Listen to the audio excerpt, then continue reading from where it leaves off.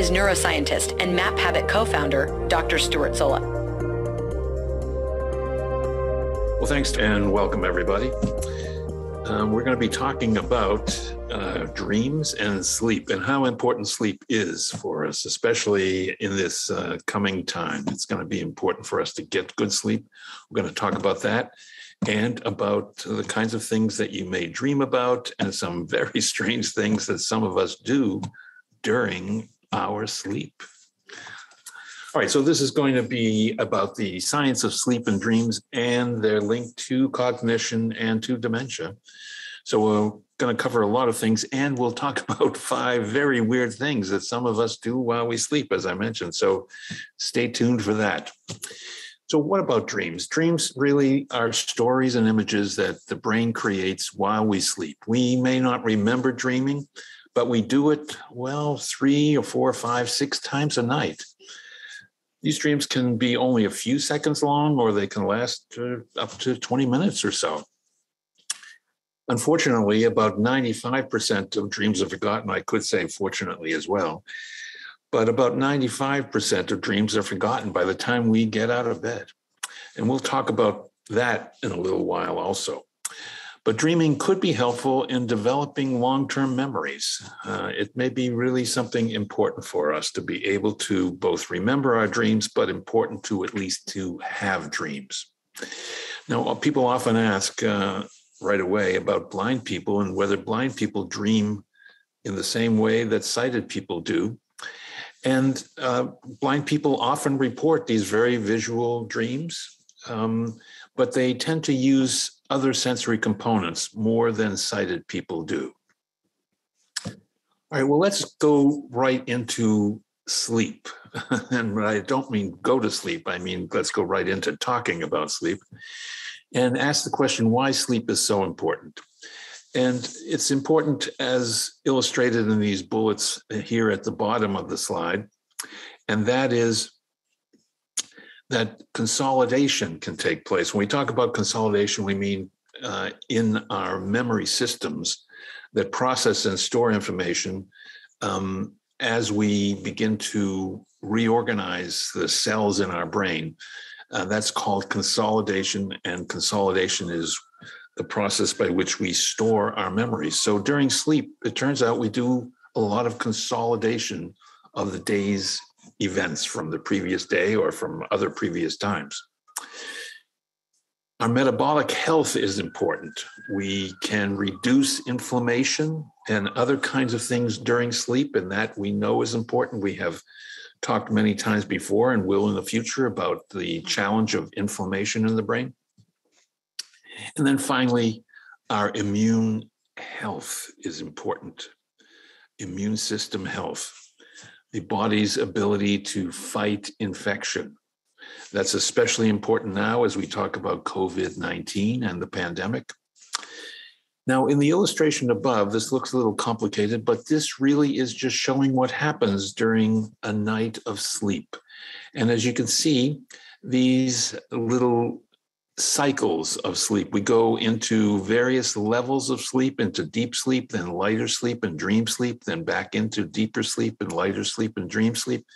And we do this, as we said, 4, 5, 6 times a night. One of the things that we have discovered is the stage of dreaming, our dreaming sleep. It's often called REM sleep, REM, or rapid eye movement. That's when, if you could open an individual's eyes while they're sleeping, and you actually can do this, often without disturbing them, you will see their eyes moving back and forth as if they're watching a movie or some TV program. And that rapid eye movement sleep can be recorded on brainwave machines. And we can tell that the person is actually dreaming as a result of looking at that activity. So we go into dream sleep, then we go into a lighter stage of sleep, and then finally into deeper sleep. This is where it's much harder for an individual to wake up.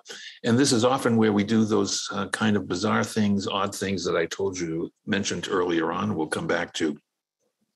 The important point is we have these repetitive sleep cycles every hour, hour and a half or so. For some of these sleep cycles, depending on the stage we're in, there can be a lot of body movements. And for others, we're pretty quiet. All right, so that's a quick overview of sleep. Let's look now at the question that everybody, I'm sure, is asking, and that is, how much sleep should we get? Well, that really is going to be a little bit different for different individuals, but we know something about the range of optimal sleep, and that's shown on this little illustration here on the right-hand side. And you can see optimal performance is right around the peak of this curve. This curve is often referred to as the inverted U-shaped curve. And we use the inverted U-shaped curve actually to describe a lot of different kinds of phenomenon in science. But here we're using it to characterize the relationship between sleep, shown here. This is the number of hours on the horizontal axis, from 3 hours to 6 hours to 10 hours, even 12 hours of sleep. And this curve shows the performance of our ability, and it could be our memory ability, it could be our driving a car ability, it could be lots of different kinds of performance. And as you'll see, if you're at the very low end of the continuum of sleep, your performance tends to be very poor. But as you get into 5, 6, 7, 8, 9 hours of sleep, your performance then becomes close to optimal. And as this little illustration shows, here we are with the blinds being closed to go to sleep at night. Somewhere in the range of 7 to 9 hours seems to be optimal in terms of our sleep.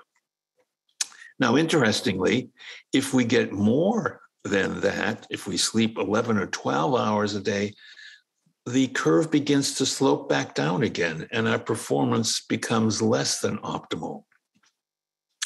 So it does show us that this range of somewhere in the range for 7 to 9 hours of individuals is probably optimal for most of us. Now, how do we know that?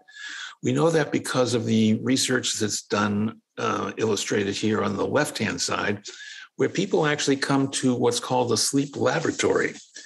They spend their day regularly as they would, but they come to the laboratory at night to sleep. And before they go to sleep, they go through this process of being connected to all kinds of different electrodes that look at the activity all over your body, your heart rate, heartbeat, blood pressure, your eye movements, your body movements. All kinds of things are recorded concurrently while you are sleeping. And believe it or not, you can actually fall asleep relatively easily, even with all of these things connected. And you get, if you're on that schedule, you get a good night's sleep. Now, it turns out in the sleep laboratory, different individuals are assigned to different groups. Some of them sleep for only 4 hours a night. They get awakened after 4 hours and they stay awake for the rest of the night. Other people 6 hours, and still others get a full 8 hours of sleep a night. And then we assess the individual's cognition and their attention and their motor skills, their reaction time and other kinds of things. And we do this for 3 weeks. They stay in the sleep lab every night for 3 weeks. And what are the results? The results are that if you get only 4 to 6 hours of sleep, you steadily decline in your performance. That is, your performance is not optimal. It's not up here. It's actually down here. You perform more poorly than you would otherwise if you were getting a full 8 hours of sleep. There's something called the sleep debt, and that is, for example, the people who slept only 4 or 6 hours. That was like not having any sleep for 48 straight hours. Their performance was like that of individuals who went for 2 full days without sleep. But here's the really frightening part of this. And that is that the participants were not aware of their steady decline. When they were asked, well, how do you think you're doing on these tests and performing? They think, well, I think I'm doing actually pretty well. But in fact, they were doing terribly. They were down here. I apologize for this shifting over. Sorry about that. They were doing down here at this really poor level. They were unaware of it. And that speaks to part of the challenge of being sleepless, especially when we think about driving, for example. People aren't aware of how poorly their reaction time has become, how poor their reaction time has become, and they can't hit the brakes fast enough to prevent an accident or to stop from hitting something. Airline pilots, physicians, doctors, nurses who work long, long hours without sleep. This is happening lots now during the COVID era, where people are really pushed to their limits. And so we have to be cautious because people become unaware that there is slippage in their performance and they think that they are doing well. So it's a cautionary note for us all. But this is the bottom line, this little blue thing. Let me open and close these shades again. Just say that 7 to 9 hours for most of us is what we want. If you're sleeping less than 7 hours a night, probably not a good idea. You can do power napping. Napping is an important aspect, especially as you get older. If you sleep less than 6 or so hours a night, then you really need to be able to catch up somehow. When we talk about power napping, we're just talking about something that is about 20 minutes in length, 20 minutes, maybe to a half an hour at most. Once it goes beyond that length of time, then it becomes really a sleep episode, and the whole story about that is entirely different. None of what I'm going to say applies to those kinds of long episodes. It's just these short duration episodes. And it turns out these short duration episodes can actually enhance your cognitive performance. Not only do you perform optimally, you really do optimize your performance, both in terms of reaction time, in terms of your mood, you feel better. So getting a 20-minute power nap is actually a really good thing. Caffeine and coffee helps us to stay alert and do better on tests. For example, if you're going to have a test, you do well to have a good cup of coffee before that, because you'll be a little more attentive, a little more focused, and you'll probably do a little better on the test. Well, doing a power nap has just as much impact as your cup of coffee. It's actually a really good thing to do. So don't worry about doing power napping, but do keep it within that limit of 20 to 30 minutes. If you are at work, some individuals still are at work a day. And if you put your head down on the desk and you happen to get that little nap and your boss walks in, just don't worry. Just say, and thank you, Lord, or amen, or something like that. And your boss will just think you've been blessing him or her. All right. So you don't need to lie down. You can just sit at your desk. You can sit in a chair. You don't have to go to bed to do these naps. That's the important thing. But power napping turns out to be okay. What isn't okay are smartphones and smart tablets at bedtime. This is one of the biggest kinds of mistakes that we all make. I'm guilty as much as anyone of doing this, and I know better about this, and so I should know better to not do it, but I still fall into this trap. It's easy to do. One of the reasons it's bad is that it begins to mess with our cycle of the hormone melatonin. Melatonin is released in the brain during darkness, and it helps us to sleep. It sends a message to our brain to sleep. This little illustration in the lower right-hand side here, this curve, shows that melatonin production begins to increase in the evening as it gets darker outside. It reaches its peak somewhere around 3 or 4 in the middle of the night, where you should be having your best sleep and most extensive sleep uninterrupted.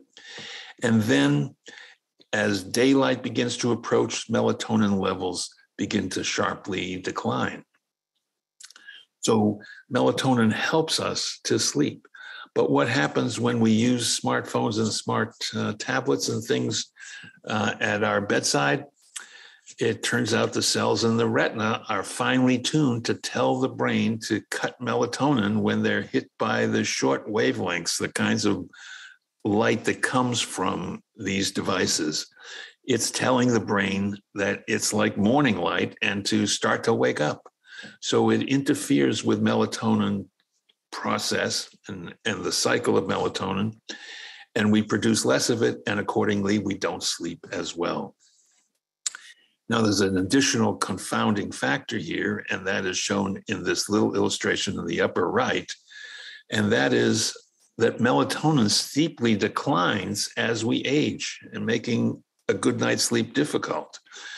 This illustration just shows across different age ranges the amount of melatonin that we naturally produce at night. And as you can see, look at what happens when we're in our 70s. We have lost about 60 or so, 80% almost of our melatonin production.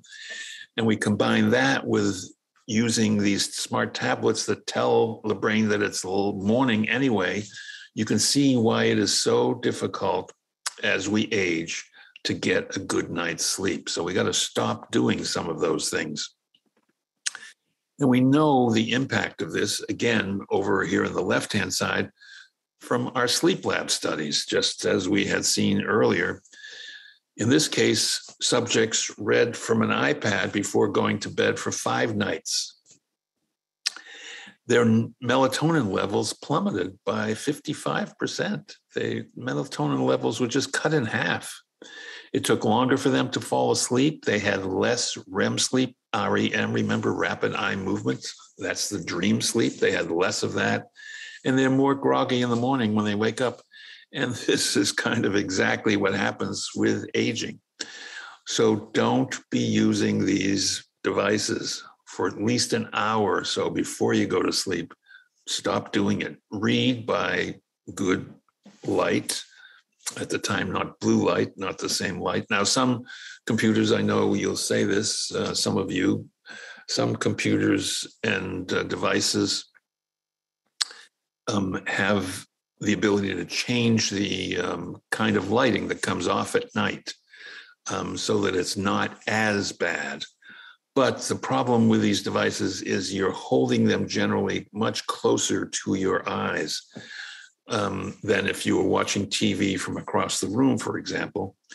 And so that accentuates the message to the brain coming in, because what's coming in all around the eyes are those pictures from your devices that you're holding so close. All right, so sleep tips, what you should do. And you know this, we all know it. But this is just to reinforce what we should be doing at night. One is to just unplug these devices. You don't have to unplug them, but get them away from you 1 to 2 hours before bedtime. Try to go to bed at regular times. If we're trying to, as we age, establish good sleep habits, that's exactly what it is. I said that word, habits, exactly what it is. You want to develop the habit of going to bed at the same time, getting up at the same time. That will help. That will happen naturally. You want to seek morning light as your sunlight exposure. You don't want to have an alarm clock going off. If you're having to wake up every morning with an alarm clock, you are not getting enough sleep generally. Regular daily exercise actually helps us to sleep at night. No alcohol, no caffeine, and no nicotine, no sugar, all of those kinds of things that we know are not really that good for us, with the exception possibly of caffeine. We'll talk about that in just a moment. But all of those things we know are generally not that good for us. You don't especially want to do those close to the time of sleep because they all have the ability to disrupt sleep, including, in this case, caffeine. Caffeine actually has the ability to disrupt a process that begins to develop during the day that helps us sleep at night. And that is the process of the development of a hormone called adenosine. Adenosine is just a byproduct of energy consumption during the day. The more active we are, the more adenosine begins to develop in our brain. And that adenosine sends a signal that you're time to sleep, that you're getting tired and fatigued, and it's time to sleep. Caffeine actually blocks the adenosine receptors in the brain. It stops that adenosine signal from activating.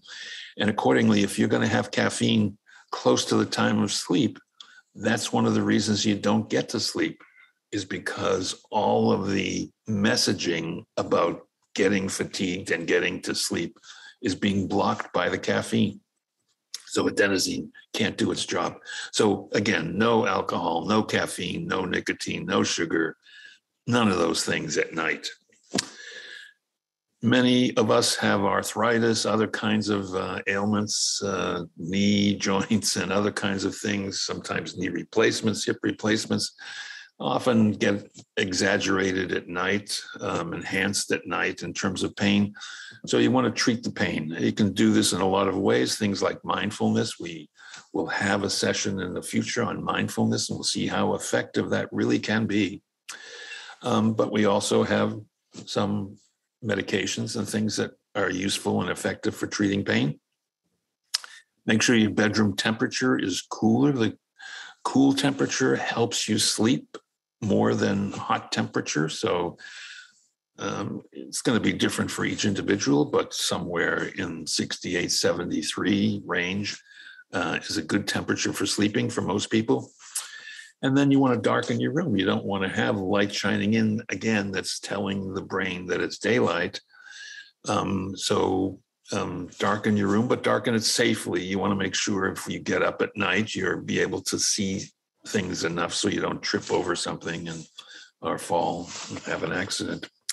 And then finally, don't stay in bed while you're awake. That's what's happening to this woman, unfortunately. For whatever reason, she can't sleep. Now I say whatever reason, but we can see what the reason is, because there's her phone right next to her bed, and no doubt she was looking at that phone for some time before she tried to go to sleep, and then she disrupted her sleep cycle. So don't stay in bed while you sleep. If you try to force yourself to sleep, it's just going to get worse. Get up, do something. You might get up and just read for a little bit, or do some cleaning, do other kinds of things, and then try to go back to sleep again. But staying awake in bed usually doesn't seem to work. All right, well, let's talk then about dreams. We've talked now about sleep, and now the question is, what about dreams? Now, when we talk about dreams, we have to kind of talk about dreams in two different ways, and we'll do that just briefly here. We won't go into this distinction very much, but just to say that there are differences between neuroscientific and psychoanalytic approaches to dreams. When we talk about psychoanalysis and psychoanalytic approaches, then of course the name that comes to mind is our friend Sigmund Freud, who was an Australian neurologist and the founder of psychoanalysis. And psychoanalysis has a huge framework of understanding the meaning of dreams and behavior. We will not spend much time on that, just to say that psychoanalysis really concentrates very much on the meaning of dreams and placing them in the context of relationships in the history of the dreamer, the kinds of episodes and events and people that are part of the individual's history, and tries to make sense of some of those episodes and people by analysis of dreams. Neuroscientists, in terms of dreams, are interested in the brain structures involved in dream production and in the organization of dreams and their narration. They look especially at things like sleep stages, and that illustration that we showed very early on of the different stages of sleep and dreams, that really comes from the study of the neuroscience of dreams. A fellow named William Dement was a sleep doctor who coined the term REM, R-E-M, rapid eye movement sleep, as was the discovery of knowing that during rapid eye movement, that was when dreaming occurred. There's also an interesting characteristic of rapid eye movement sleep, and that is rapid eye movement sleep looks on EEGs, on brainwave machines that are recording your brains while you're in the sleep lab. It looks as though you are wide awake and active. When you're in REM sleep, your brain activity very much looks like you're awake. That's shown in this illustration here on the left-hand side. Here is what your brain activity looks like during wakefulness. Here is what your brain activity looks like during non-REM sleep. When you are not in REM sleep, you're asleep, but you're in a deep stage of sleep or some other stage of sleep, but not in your dream stage of sleep. And then this is what your activity looks like during REM sleep. So during REM sleep, this looks very much like this activity in wakefulness, not in the non-REM sleep, but in the wakefulness. And there's a classic story that Dement tells when they first made this discovery. They had technicians in the lab who were looking at the EEGs, and they began to see this rapid eye movement sleep, and they thought that the rats should be asleep at this time. So the technician went in to look at the rats who had these electrodes connected to their brain so that they could study sleep in rodents. Those are some of the first studies of sleep that were done. And the technician who was at the EEG machine said, "The rat's awake." But the technician who was in the room with the rat said, "No, the rat's asleep." And the technician in the EEG room said, "No, the rat is awake. I can see the rat is clearly awake." And the technician in the actual room said, "I'm standing next to the rat and the rat is asleep." So it was a real puzzle until Dement began to understand this paradox of REM sleep. When you're in dream sleep, you actually have neural activity that looks very much like you're awake. After that discovery, then the whole field of the science of dreaming and the science of sleep really became awake to these possibilities. Well, the two fields, neuroscience and psychoanalysis, they may converge on the issue of accessibility of memories. This is the only kind of commonality we'll talk about, and then we will talk for the rest of the time about the neuroscience of dreams. But Freud had maintained that the undesirable memories that could become repressed, this happened automatically. The things become unconscious when the various psychodynamics of psychoanalysis came into play, so that dreams become repressed. This was an automatic thing that you had no conscious control over. It just happened, and you would repress memories. That is, you simply wouldn't be able to remember certain things. Dreams, in principle, in psychoanalysis, allow these memories to surface, sometimes in disguise, and be accessible again to consciousness. And that's in part a process of psychoanalysis. Totally oversimplified. I am not a psychoanalyst. So this is a disclaimer right now for those of you who may know more about this. But that's the simple idea, at least, that dreams allow, either directly or in some disguise, accessibility to these things that were previously non-conscious. Neuroscientists suggest that REM sleep during dreams, might be a time when some kinds of memory consolidation take place. And in that sense, it counteracts forgetting of memories, and it makes these memories of experiences more accessible to conscious awareness. So you can see that there is a kind of loose link between psychoanalytic ideas about the importance of dreams and the neuroscience ideas of the importance of dreams. And that's kind of the only linkage we'll make. We're going to move on now to some characteristics of dreams in terms of neuroscience. All right, well, let's talk about forgetting dreams. We know it's not well understood why dreams are forgotten so quickly. It's possible for elements of the dream to be recalled later in the day. Some event may trigger it, and that reactivates an area of the brain involved in the dream. It's likely that the biochemistry that's unique to rapid eye movement sleep and changes in levels of transmitters in sleep and wake, especially as we age, in addition to atrophy of some associative sensory areas in our brain as we age, all of those things probably work against the ability to remember our dreams. Dream recall does progressively decrease in the beginning of adulthood. When we're in our 20s or so, we actually start forgetting our dreams more rapidly. And it's not just in old age, it actually happens early in that way. Doesn't necessarily get worse in old age itself. Does dementia affect sleep and dreaming? The brain is the epicenter of dreaming, so diseases that affect the brain also affect dreaming, and dementia really affects sleep overall. And as it progresses, it affects our sleep cycles. So we really have to have a functioning brain necessary to discern the difference between reality and a dream state. And any kind of decrease in brain function is going to make that more difficult. When we talk about dreams versus reality, we know from the recordings that we looked at earlier during REM and non-REM sleep that cognitive and emotional processes during dreaming and wakefulness interact with each other.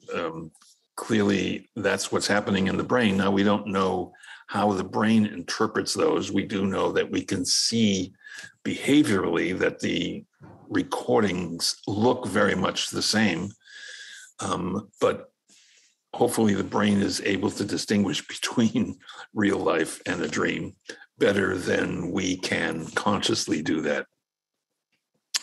These changes and activities that we see happening in the brain that look so similar to each other, those may contribute to our difficulty in distinguishing whether an experience occurred during the waking state or in a dream state. And how we know that. We often have this kind of situation over here on the right-hand side where we may have an idea that comes to us from a dream, and we think that idea really is very high on the genius level. And then in the light of day, when that idea is examined, not in the dream state, but in the awake state, it turns out not such a great idea. All right, well, let's switch now to 5 of the weird things we might do in our sleep. These are called parasomnias, and they're sleep disorders. They're unusual, undesirable physical events or experiences that disrupt our sleep. It's likely that you or someone you know has faced at least one such event at some time. And these are things in which people act out, even though they can be completely unconscious. The first is called sleep talking or somniloquy, talking during sleep without being aware of it. It can involve complicated dialogues that you're having from your dreams, or it can be some complete gibberish or mumbling that make no sense whatsoever. It's more common in children and in adolescents than in adults. But generally, the individual doesn't remember the occurrences, so don't bother the sleeper if you're going to try and wake them up. They're not going to remember it anyway. They won't remember it in the morning generally either. So this is just part of the somniloquy scenario. There are a number of situations that may precipitate this, that may be a cause of it, often during fever or some kind of stress or anxiety, or even lack of sleep. So you can eliminate some of those causes, obviously, when it's possible to do it. And if it's not, then just be prepared for some gibberish. Sleepwalking or somnambulism, this usually occurs during non-REM sleep. Now, usually we're talking about REM sleep during dreaming, but sleepwalking, oddly enough, occurs during non-dream sleep. And it's a time when people can't easily be woken. It's more common in children than adults. It does seem to have a significant genetic link. That is, if you study twins, if one twin does have sleepwalking episodes, it's likely that the other twin will report having those as well. Children are likely to have sleepwalking episodes if their parents have had sleepwalking episodes when they were younger. It's just engaging in physical activity while you are in deep sleep. And this activity can be quite complicated kinds of activities: eating, dressing, even cases of driving. So these kinds of activities can be dangerous. You have to be cautious if you are experiencing this in your family and managing the individual who has these sleepwalking episodes. They are associated with sleep disorders like apnea, sleep apnea, with things like depression, sometimes alcohol abuse. So those can be managed in appropriate ways. Sleep starts, very common kind of experience that many of us have had, even in adulthood or in old age. These are kind of hypnic jerks, the sensation of falling from a great height or of tripping. It causes the body to jerk and the sleeper awakes with a start. Very usual, not unusual kind of experience, a usual response, but not an unusual kind of experience. And it occurs at any age. Again, also associated with fatigue and emotional stress, sleep deprivation. And finally, acting out our dreams. Often these occur in REM sleep and rapid eye movement sleep because they take place during REM when the dream is happening and you're acting out the physical aspects of the dream, and you're responding to whatever is taking place in the dream. The dream content is most often the subject of being attacked or having to defend a position or defend others. A good colleague of mine, an old friend, Larry Squire, and I, in our young days, we were collaborators for many years in the field of neuroscience. And in our young days, when we had very little budget in the laboratory, we would be presenting papers at a conference. So Larry and I would share a hotel room together rather than paying for two rooms. And Larry was a real night owl. He would be out late at night, come back in around 2 or so. And on this particular occasion, I happened to be dreaming about some kind of room in which I was held prisoner, and the door opened, and I thought it was the person who was holding me, and I was going to go and punch him to get out of the room. And it happened to be Larry who walked in, boom, and he got the consequence of my dream. We are still friends today. So usually this happens in people over 50, more towards the second half of life, often associated with the use of antidepressants, things like alcohol, coffee, even large amounts of chocolate, things like stress. And then sometimes Lewy body syndrome, where Lewy body dementia, where individuals do tend to act out during dreams. All right, we're going to switch now to the final aspect of dreaming, and that has to do with the big data of dreams. Now, they're illustrated over here on the right-hand side is a dream catcher. This is a protective talisman that's used to protect people from nightmares and from bad dreams. This was developed by Native American cultures that believe that both good and bad dreams fill the air at night, and you can capture the bad dreams and stop them from having any impact. Well, researchers more recently have created an interactive online so-called dream catcher. And this is software that uses artificial intelligence and digital databases to explore the realm of dreams.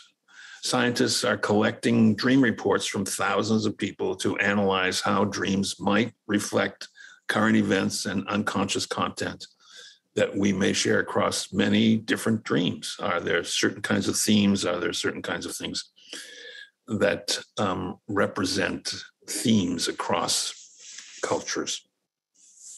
The Royal Society in London published findings this past year on the so-called artificial intelligence dream catcher. And this was a software program that could automatically identify and quantify the characters and the interactions and emotions of dreams by processing the natural language that dreamers use to narrate their dreams. They would have thousands of people tell the stories of their dreams when they could remember them. And they had all of these stories analyzed word by word. And the outcome was support for a well-established theory that our dreams simply reflect the situations that we encounter while we're awake. There's no unusual aspects of these dreams. Our dreams really reverberate from our experiences, from our conscious awake experiences, including the shock of current events such as Black Lives Matter, the shooting of individuals such as the pandemic, like COVID-19. There's really no deeper prophetic or mythological or religious meanings embedded in dreams.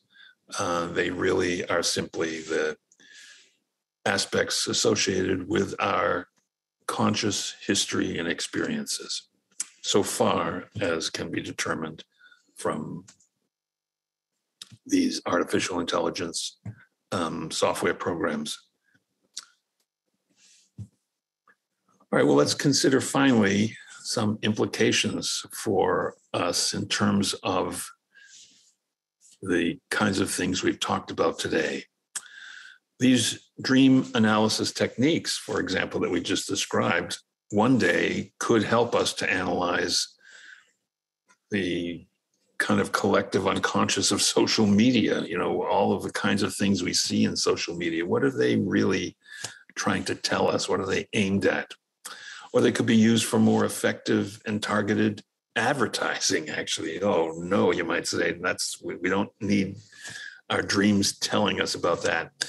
Now, again, the data are right now that dreams really are not mystical, not religious particularly. They are our own experiences. Those could be religious experiences, of course, but they're based around our own experiences. So we can ask, could dream studies reveal a potential for profiling people or for determining people's toothpaste preferences? All of those kinds of things, we might wonder how much the dreams could tell us. And then finally, in terms of other aspects of today's talk, is there an implication for aging that comes from sleep and dream research? So, for example, could memory be enhanced if we could help individuals, for example, with dementia, to sleep better and to have more opportunities for dreaming? We know that consolidation happens during the time of sleep and possibly in some REM sleep kinds of sessions. Could that help individuals enhance their memory, given that we think dreams reflect the experiences that the individual has had? This might help them to remember those experiences. Interesting question, just like the previous questions. Not clear yet what the answer to those questions are. And then finally, we might ask for the discussion coming up, what was the most interesting fact for you from today's Map Habit webinar? This is brought to you by Map Habit. You can check out Map Habit website at maphabit.com for help with dementia, other aspects of cognitive decline and developmental disorders. All of those are serviced by MapHabit. So I'm going to turn it back to you, Tom, now, and we'll take some discussion and live questions. All right. Very good presentation there, Doctor. All right, we see you. Fantastic. Can you hear me okay? Yes, I can. Great. Okay. Now is a great time to ask us questions. You could do it in the chat or the Q&A, either one. That's fine because we'll be addressing them live here. I just wanted to share a quick tip with everybody, a couple of tips actually, because I've been working on my sleep hygiene and in my own bedroom. And one of the things that I did was I created a little charge station that is in our closet. And all of our devices plug in there. They're all muted at night. I've set those, you can do them automatically in most smartphones and tablets now, where after a certain amount of time or a certain time of day, you will not get any beeps or burps during the night. And that's very important to me. So we don't sleep with our devices anymore within even eyeshot in the room. And the other thing is there are so many things that you have now that put off just even the slightest LED. When it's really dark in there, you can really see it bounce off the walls. And I think that really interrupts with things. So I was able to get a hold of what's called gaff tape, GAFF tape. Gaffers use it in movie sets and video sets. And it's a black tape that doesn't leave any film on anything that you put it over. And if you want to put it over any sort of LED that's part of a TV or another device in the room, that really cuts down the light pollution. We also got some blackout curtains, but I just wanted to share that with everybody. Well, thanks, Tom. That's a very clever idea. Not many people are going to be as technically savvy as you are in terms of how to set that kind of thing up at home. But just the idea of shutting off your phones at night and your iPads at night is a good idea. Again, we all have these habits that we've grown to love these devices, and we use them to kind of end the day. We use them to start the day. Yes. So it's hard to break those habits. You know, we're in the business of Map Habit. We know how important habits are, but we also know how difficult it is to break those habits as well. But there are ways you can do it, and we'll actually, in fact, in a future talk here, we'll talk about just that kind of approach and how to do it most effectively. But that's a really good idea, is to just make the conscious effort to limit access to these things. For most people, you don't probably need to have your phone by your side during the night. For clinical people or physicians or people in emergency kinds of jobs, perhaps that is the case, and you have to have that so that you can be notified. But for most of us, it's probably not necessary. So just don't do it. I will say also that, I was convinced by my father years ago when we first started getting into smartphones and everything, and I was sleeping with it next to my bed and, worried about all kinds of things. And he said, unless your son is out late or on a road trip or something like that, just turn the damn thing off and wait till the morning, because bad news keeps. And why would I want to get woken up at 4:00 in the morning for bad news that I can't help out anyway? So unless you're really on call for something exactly, don't even bother. And setting up that little charging station was so easy. I just bought one on Amazon. It says USB charging station, and I put it in the closet. And luckily we had an outlet in there, and I just built a little shelf for it. So I mean, yeah, it takes a little skill or something, but anybody with a handyman can easily accomplish that, and it's worth the investment of your time and your resources, in my opinion, to get a better night's sleep. So that's super important. Agree with you. I will say that we do have these charging stations, but where are they? Right in our nightstand, right next to our bed, actually, with all those green little LEDs. Yes, bothering totally. us at night, just as you say. So yes, we'll rethink. I actually had to put that gaff tape over the top of the other of those lights on that thing. But you can also use painter's tape. It's just something that doesn't stick. It doesn't leave a residue, and painter's tape will do. It's not as thick and dark though as the gaff tape, if you can get it. But I know for sure that I work things out in my dreams, problems and get used to ideas and things. And for sure, when COVID first hit and we didn't know anything about it and it was killing so many people, my psyche was working overtime, and I had a lot of COVID dreams. Yeah. I would dream that I walked into a very public space and didn't have a mask and was freaking out, and everybody was kind of around me. And I think that was my brain's way of adjusting to this.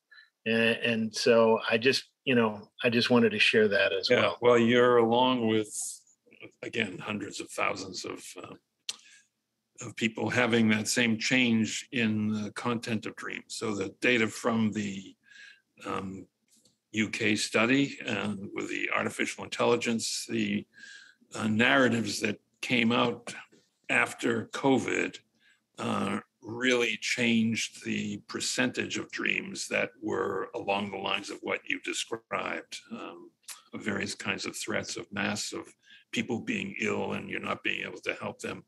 All of those became much more frequent than previously. Other things, racial incidents of shootings by police of Black people, those generate more kinds of racial related dreams after those episodes happen. So we know that the world around us really does have an impact on what we dream about. And it does uphold this idea that at least dreams are related for the most part to real kinds of episodes in our lives. I don't think there's really any argument about that. It's the interpretation of the dreams that is what may divide individuals and divide different fields of psychology and psychiatry. But at least in principle, we know in terms of neuroscience that it is the episodes that are driving what happens in our dreams. One of my favorite slides, I've been lucky enough to record some all-day seminars on sleep specifically. And one of my favorite slides was this giant colorful brain inside of a dishwasher. And the idea of that was that our dreams and our sleep cycles are the dishwasher for the brain. And that stuck with me as a good visual cue. We have a couple of questions here that I will share with you. One was from Harry, and it says, what causes narcolepsy? How can you define it within your excellent presentation on sleep? That's a good question, Harry. So I don't know very much about narcolepsy in terms of its actual underlying neuroscience and brain structures associated with it. It is a really compelling kind of condition, and there was a terrifically famous neuroscientist who suffered from narcolepsy. He was at the University of California in San Diego, and you would be at lunch with him, and he would, not quite in the middle of a sentence, but almost like that, suddenly just drift off and have that kind of challenge. He was obviously a very bright guy and very successful, did well, so he managed his narcolepsy well. I don't know really what the treatment for narcolepsy is. It's a bit out of my field, and I apologize for not having thought about that one previously. So I wish I could tell you more about that. I only have the experience that I have from this colleague itself, but interesting, important issue. And we'll try and bring that back when we do another session on sleep. We'll actually talk about narcolepsy. So thanks for the question. All right. Let's see. Any data, this is from Matthew, any data on utilizing meditation just before sleep? Does it help increase deep and REM sleep cycles? Well, it's another good question. So meditation and mindfulness, other kinds of things like that can certainly relax you more and so help you to get to sleep. I don't know whether they have an impact on particular stages of sleep. And that's a good one that we'll look at again for this next question. These are great questions for a future session that we'll do on sleep. It certainly has a positive impact on sleep, but I don't know if it specifically impacts different stages of sleep. Good question to ask. All right. And Ronald has a statement for us, and that is that one lesson he learned in a seminar on Carl Jung, Quiet the Monkeys in the Tree. I think he's talking about an internal dialogue here where he tells himself kind of what's bothering him on a given day. And then he literally tells himself, let's talk about this in the morning. And it works to kind of clear out take that off of their plate. I know a lot of people use a dream diary, but will also write down the things that are bothering them to address in the morning or something they forgot. And it really does get it off of their plate. So that was a thought from Ronald. Oh, good idea, Ron. So just move those things out of mindfulness in a sense for the night and put them on the menu for tomorrow. So stay focused on the things that will help you to sleep, not the things that will run counter to your getting to sleep. They're going to be there waiting for you, as I think Ron is suggesting. So we can deal with them tomorrow. Okay, and this one comes from a young man named Paulo that we both know. He's one of our coworkers, but he has a great question here. Is there any research on the effectiveness of those blue light computer glasses? I think they put off yellow light or yellow lens to combat blue light if you wear them all day. Oh, I don't know about wearing them all day. I'd be a little cautious of that, actually. But the lenses are not unlike what our iPhones now and all smart devices now are generally coming equipped with the ability to reduce the blue light emissions during certain hours of the day. So that they're more like incandescent lights, the kind of lights from light bulbs, so old-fashioned light bulbs, not fluorescent bulbs or other kinds of things, so that it's less invasive and you're much more likely to be less affected by it. But the problem is, again, with these devices, especially at night, you're holding them pretty close to your face, whether it's blue light or monitored light.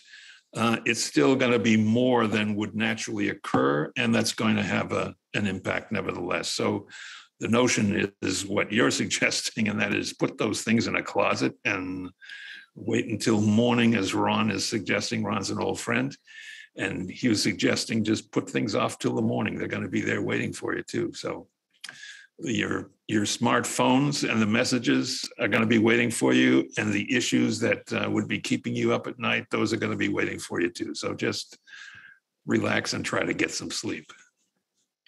All right. I think that's all of our questions for today. It's certainly a topic to be thinking about. Right now, there's plenty going on in the world, and I know there always is, that will affect our sleep and our dreams. Agreed. And thanks everybody so much for attending this. This is our first monthly session, and we will have some very exciting new topics that we'll be doing, all new talks and new recordings for this coming year. So we look forward to joining you with those. Excellent. Thank you all for joining, as Stuart said, and I wish you plenty of sleep in your future. Thanks.